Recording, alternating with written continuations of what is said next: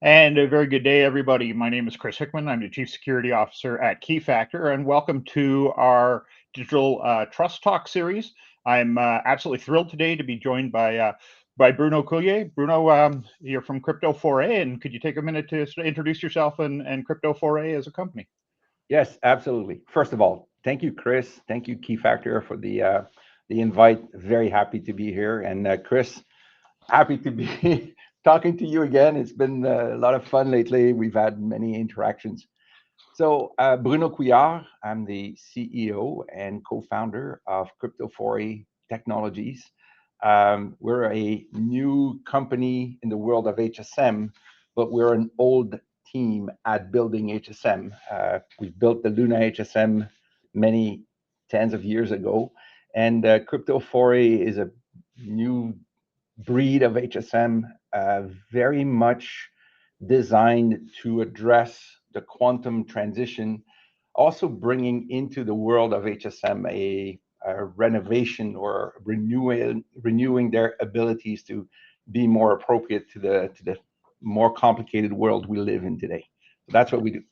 Wonderful, wonderful. I've had a chance to obviously take a closer look at some of your technology. Very excited about some of the new bits that you have and some of the upcoming events and activities that your organization is driving. So, Yeah. yeah, I was really excited to invite you to share with us today because we were recently at a conference together, and you did an amazing presentation on a topic that you framed up as trust now, forge later. And in the post quantum world in particular, we've been talking about steal now, decrypt later, or harvest now, decrypt later, any number of different terminologies for it. But and while in context of that piece and trust in particular, we've kind of talked around the edges. This is the first time I've seen somebody really sort of take it on. So, I'd love for you to explain to everybody what got me so excited about this topic, and what is trust now, forge later.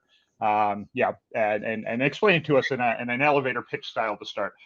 Correct. I definitely can't take the or I cannot take the ownership of having invented the idea or the words. However, I have been a very strong proponent of this entire space for many years.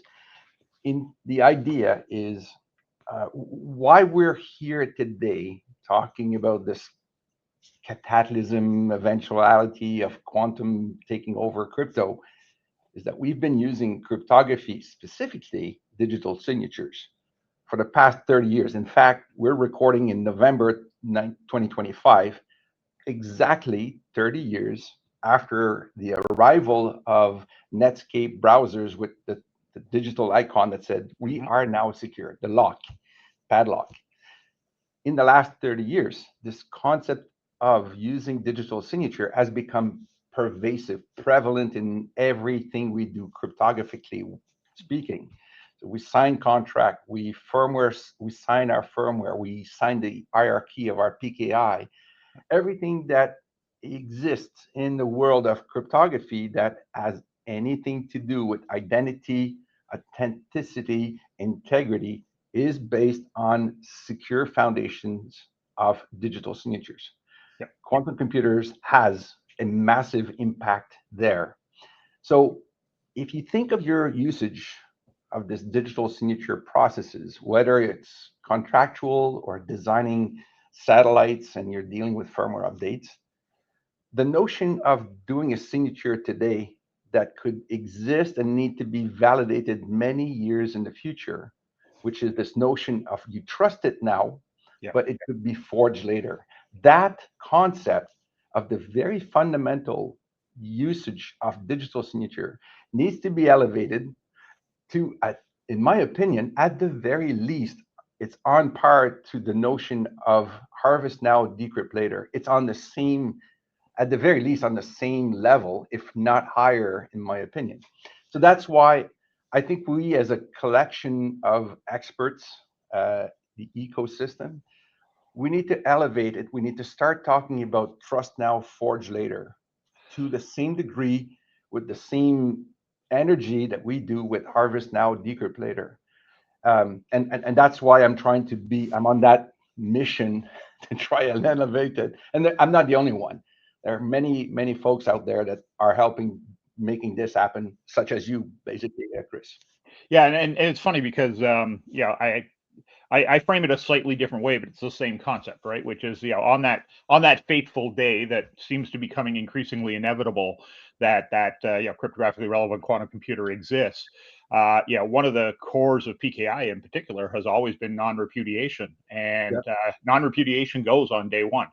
If we think about what that impact is, everything that we have digitally signed, and the whole basis has been I can prove it's been signed at a certain time by a certain entity, so on and so forth. That goes out the window, and who knows what the prevailing consequences of that are beyond just technology into the legal realm and things of the sort. I mean, if you're a bank and you've got a contract and it's a commercial contract, and now you lose the ability to attest to the fact that that was signed by a party and is unaltered, that really does have a potentially huge impact to your organization. And as we speak today, you and I are talking, there are companies out there building the next generations of medication or medical devices or satellites or jet engines or aircraft or cars or pumps that go into very critical infrastructure and grid. I could keep naming it. But the idea is, for example, if today you're building semiconductors that have to live on an installed machine for the next 20 years or plus, that machine, when I keep updating its firmware, better be able to validate the authenticity of that firmware. And that's where we get into the notion of, what if a quantum computer shows up one day and my machine is still out there using RSA or ECDSA? That day, I'm going to have a challenge to guarantee the integrity of that system. And if that system has a life, it's a safety device of some sort, which could impact, safety of human beings or their lives, that's when you get into this trust now, forge later issue that you need to deal with today in that spectrum, in that concept. And what really struck me too in your presentation, and if folks have a chance to watch the presentation, that would be fantastic. To really put a emphasis on this, is you actually broke this down into a financial model. Basically you built a business case for, if I was going to be a nefarious actor, why would I choose one approach over the other? So, in absence of being able to show us on PowerPoint slides, I'm kind of hoping you can maybe walk us through on a high level why this is an attractive model for somebody who actually does want to do harm over some of the other models. I for one, if I ever got the access, if I were a bad guy to start with, and if I had access to a cryptographically relevant quantum computer, I would not waste 1 millionth of the cycle of that machine at trying to break a conversation or something that I would have harvested. My first attack would be on anything that's publicly available. I would go to all the roots of trust of the internet. There's about 10 major root PKI for the whole of the web PKI. I would go after public key roots of trust, for example, for Tesla, for GE, for all of these massive machines that we take on for granted.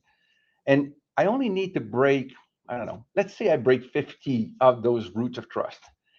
You imagine that 50 gives me access to pretty much faking an identity for all web traffic, breaking into firmware for updates on medical devices, for like anything that you can think of. All I need is a few of those, and 50 is a small number.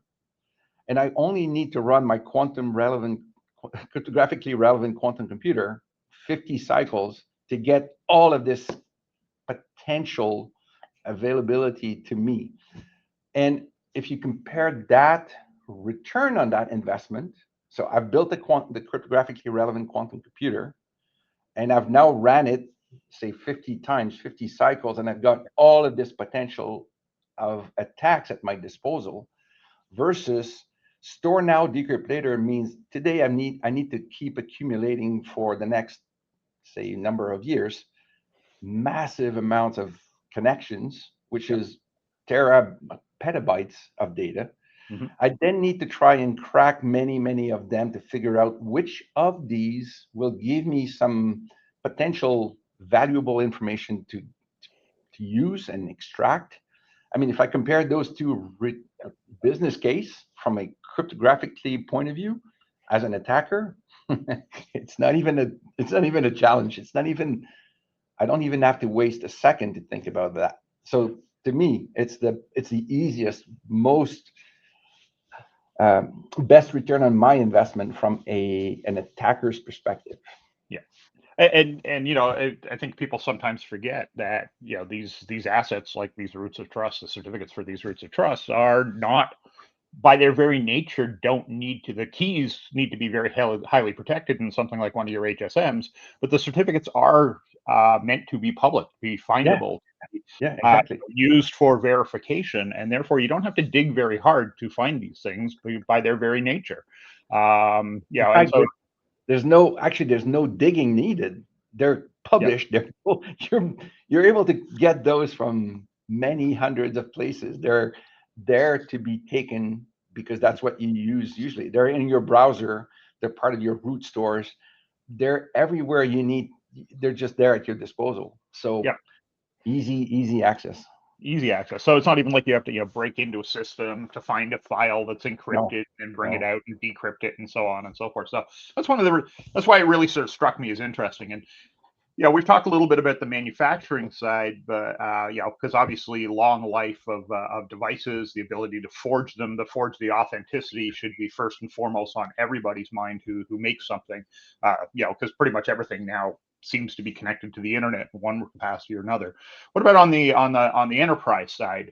You know, similar type of risk profile that would, you know, potentially give you access to everything on the back end. So if you're relying, for instance, on certificates for VPN access, right? If you can forge an identity that looks to be cryptographically correct, you could gain access through that channel or something like that. So it really is a very broad problem. And I see, yeah, I understand your passion towards it, and I certainly very quickly became interested in the notion and the way you did it. I've converted you, which is good. You have converted me. My whole point was to try and elevate this topic to get more people to connect and communicate about this aspect that I've often heard folks say, PKI vendors, for example, suggesting the need to change your PKI to be quantum ready is all about the saving of harvest now, decrypt later, and I go, no, this is done. We've dealt with that. We can just do a hybrid key exchange using TLS or a VPN or your IPsec.